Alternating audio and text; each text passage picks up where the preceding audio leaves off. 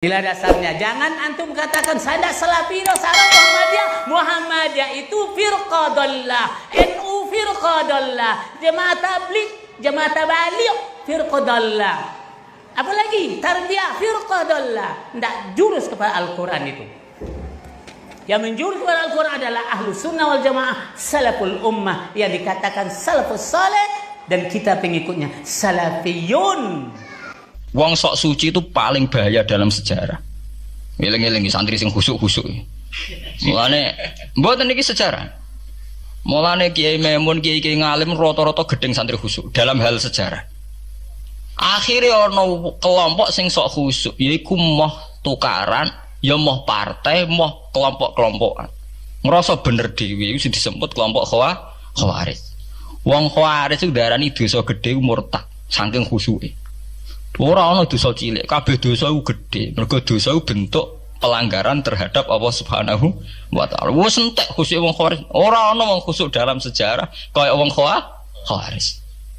Tapi saking khusuke duwe akibat Ali ya diarani salah, Muawiyah ya diarani salah. Ya kaya wong saiki. PKB diarani salah, PKNU diarani salah, NU diarani salah, Muhammadiyah diarani salah. Dekne mau klunak-klunak ning kamar ora tau gawe madrasah, ya ora tau mulang ngaji. Paham nggih? Ya ora tau dadani umat, mau pertuntang-pertuntung. Iku Khawarij, ngono jenenge apa? Khawarij. Saelek-eleke partai iku sering duwe paguyuban, ngrudak-gruduk istighosah mbok gawe sekolahan. Saelek-eleke partai. Saelek-elek ormas ya sering gerakno masa nganggo kebaikan. Tapi sak soleh-soleh wong dhewean paling klunak-kluk. No. Padahal nek nggo madrasah dhewe, nek ora gawe proposal lho.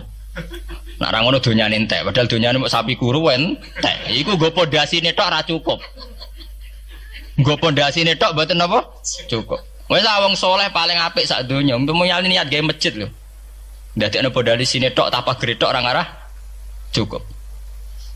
Ada sing rapati sholat lewat partai proposal sana sini masjidnya jadi mewah boko duit subhat boko haram mbah abang mbah ijo bos. Akhirnya wong Khawarij gawe satu kelompok sing ngalalno darai Ali yo ngalalno darai Muawiyah. Akhirnya matek dipateni wong Khawarij. Sampai sekarang para teroris, para bom bunuh diri itu rata-rata berangkat dari orang yang sudah anti sama kepartaian, anti sama golongan, merasa suci sendiri, kemudian banyak terjadi bom bunuh diri dan sebagainya. Itu sejarahnya panjang. Memang samu gampang tapi urip ya. Sebab itu semenjak itu sudah ulama-ulama itu tidak seneng sama orang yang merasa sok suci sendiri, benar. Loh, saya sering ditanya, Gus, sampean itu kan tidak berpartai. Terus kalau organisasi di Indonesia yang kapan ikuti apa? Tak jawab. Asal NU atau Muhammadiyah itu mayoritas, saya hanya ada di antara dua itu. Asal mayoritas, masih mayoritas. Soal aku tidak pengurus, memang tidak pengurus, tapi saya milih di antara NU atau Muhammadiyah. Asal masih mayoritas. Secara organisasi lah. Bahwa per detail perilaku kita karena kita punya ilmu, ya mungkin kita punya keekhasan sesuai kapasitas masing. Tapi kita harus milih salah satu NU atau Muhammadiyah. Karena ya Nabi sering pesan bahirul muslimin wa man sadza fin nar alaikum bil jamaah fa inna yadawahi ma'al jamaah wa man sadza fin nar. Kamu harus ikut kelompok mayoritas. Kamu enggak boleh hidup sendiri. Wa man sadza fin nar, yang merasa benar sendiri masuk neraka. Ya karena itu tadi ada madrasah karena dibikin kelompok NU. Nanti ada sekolahan modern yang menjadi izzatil Islam wal muslimin melawan wong Kristen atau wong fasik, ya sekolahan Muhammadiyah. Ngerono madrasah, ono turutan, ono agar penceng, jasane wong ono sekolahan sing iso bersaing mbek non muslim wae Muhammadiyah. Ya itu saja kita. Karena kalau tidak direduksi begini, kita akan ikut kelompok-kelompok kecil yang merasa benar sendiri. Misalnya kelompok-kelompok yang kecil-kecil sing aneh-aneh. Itu kan mereka lebih orisinil. Tapi saat orisinil kelompok kecil tuh luwih ngeri. Misalnya kayak kemarin ada kelompok An-Nazir. An-Nazir mungkin dia bisa ngepas no dawe Nabi yang sing rambutnya diping nih, sing tenggene japos bodone beda mek bodo kita. Saya tuh pernah melihat di Metro, ini cerita intelektual, pernah lihat di Metro wawancaranya ketua Jamaah An-Nazir. Itu dalam banyak hal memang mereka ingin memiripkan sama Nabi. Misalnya rambut dipilok diping. Dalam sejarah sampean takok ahli hadis, memang Nabi Sayyidina Umar Bakar itu rambutnya apa Di apa itu disemir. Terus mereka kalau sholat isya itu akhir. Katanya Nabi kalau sholat isya sulusul lail. Dan sebagainya, dan sebagainya. Tapi apa sisi yang dari itu terus kemudian merasa persis Nabi? Wong Nabi itu macam-macam. Beliau hidup itu berapa tahun? 23 tahun. Semenjak beliau jadi Nabi itu ngalami kenabian minten 23 tahun. Dan itu punya ikhwal-ikhwal yang rawan ada nasah mansuh. Seperti sekarang di Pondok Indramayu di mana-mana ada satu kelompok yang nganggap kehidupan sekarang itu adalah periode Makkiyah. Periode Makkiyah itu satu periode yang dimana sholat wajib rapati wajib, zina rapati haram, nyabu rapati. Ya ada kelompok-kelompok di kota-kota begitu. Di kota-kota juga banyak orang yang sama orang zina itu biasa, sama orang nyabu biasa.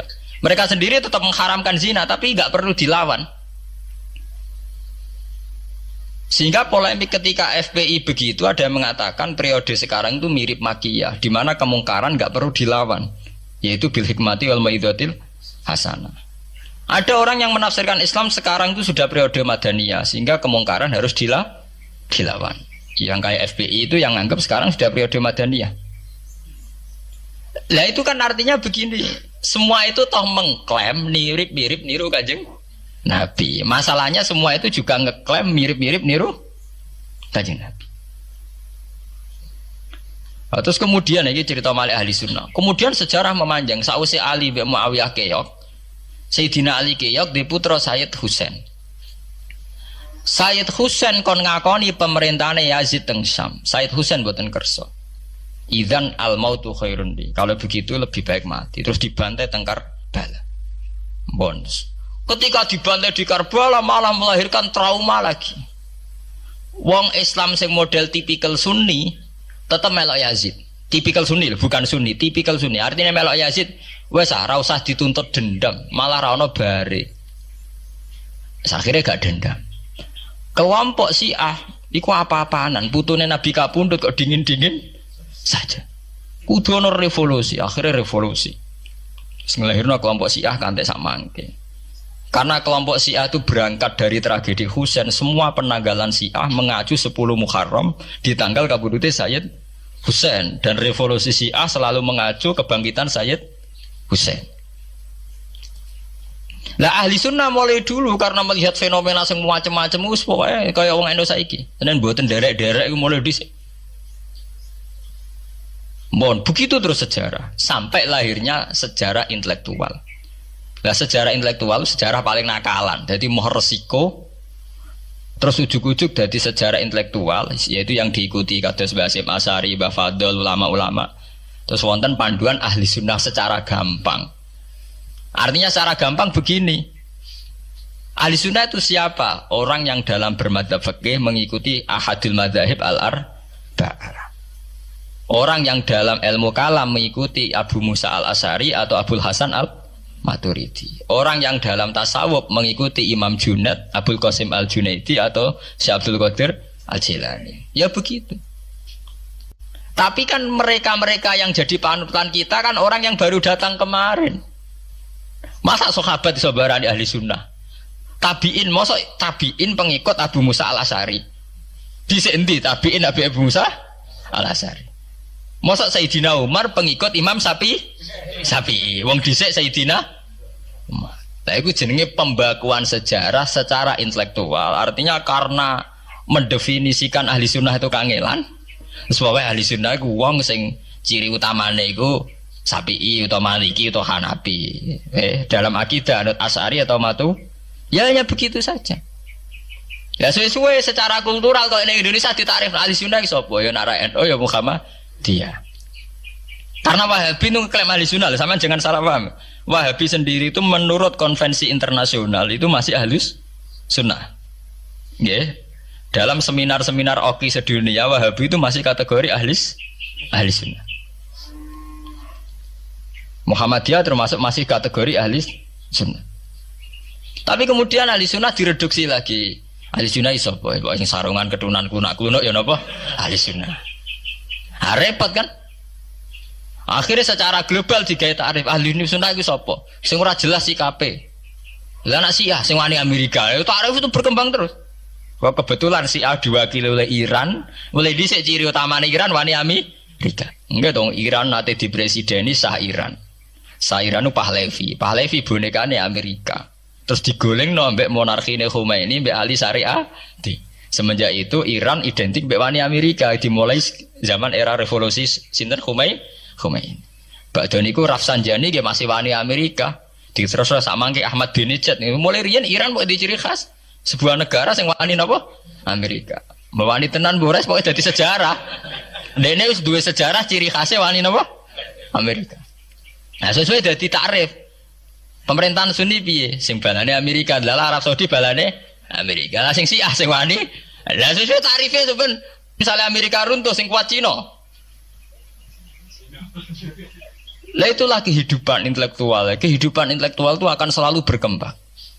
Dan kita sebagai ulama, sebagai orang yang ngerti Quran harus membaca itu terus fenomena itu, fenomena pergeseran-pergeseran itu. Lah sampai anak menangi lah jenenge kiai ra ketunan koyo muruah. Ya menangi ketika ra ketunan dimulai tradisi PBNU sing tukang kiai desa mesti anak buahe PBNU. Lah genge sing Jakarta ora tau ketunan, kewapok. Lah takano Mbah Sakur, jenenge riyen kiai jejer wong wedok UF. Suwe-suwe wala-wali zaman ketuane kiai rak PBNU. PBNU ini jejer-jejer Megawati. Sering metuki samu wedok do salah, nyoro sing kiai desa. Dikritik ku atasan. Ra dikritik keyakinane dekne ora pas kiai jejer wong wedok ora lara. Ya itu zaman mesti begitu. Kiai desa ngrasa nak lunga ora kedunan UF, ketuane kiai ning Jakarta ora ana sing Ora ana sing ketunan. Cara desa kiai jagoan mbek wong wedok iku ketuane kiai sing di Jakarta. Ya ora trimo jagongan, koalisi. Ya itu kehidupan intelektual. Kita harus lapang dada berani membaca itu. Itu fakta. Kowe ora usah dadi khawarit karena kecewa terus dadi napa? Khawarit. Kecewa Pak Hasyim Asy'ari, kecewa Gus Dur terus dadi khawarit klunak-klunuk mbek gremang-grem.